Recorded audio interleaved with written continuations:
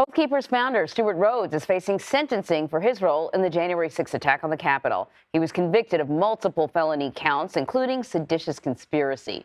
Well, CBS News congressional correspondent Scott MacFarlane has been covering this case and all the other ones for us, and he's just outside of the courthouse in Washington. Yeah, you've been busy all over many of these cases, but this is perhaps the most high-profile one. What can we expect from today's sentencing for Rhodes? No matter what the sentence is, Anne-Marie, this is going to be history. A modern-day sentencing for sedition against America. What the judge decides here clearly is going to impact the future for Stuart Rhodes, but it also will impact the other seditious conspiracy cases stemming from January 6th, which go to sentencing later this month and then later this summer. The prosecutors are going to ask for a 25-year prison sentence for Stewart Rhodes. They will argue that he was a plotter and a planner, somebody who helped galvanize and organize this attack against the U.S. government and an attempt to block the peaceful transfer of power in America.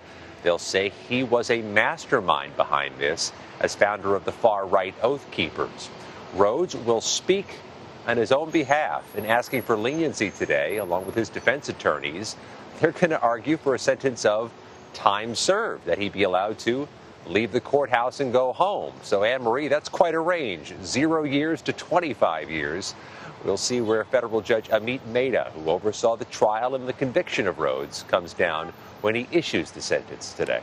So the judge heard victim impact statements yesterday, and I was thinking to myself, geez, when you're accused of trying to stop the peaceful transfer of power, your victim list could be vast.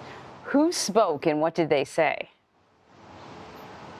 Police spoke, including Officer Harry Dunn, who has cut a large profile after testifying before the House January 6th Select Committee, saying what happened January 6th didn't stop impacting police on January 6th. There are people who left the force, who left public service because of the trauma of that day, and there are still police officers wounded who are trying to recover from their injuries, who've still been traumatized by January 6th.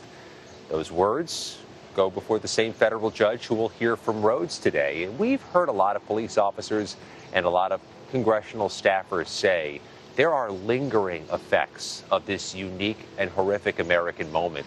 And the people need to be held accountable at least for that, if not also for the impact January 6th had on democracy moving forward.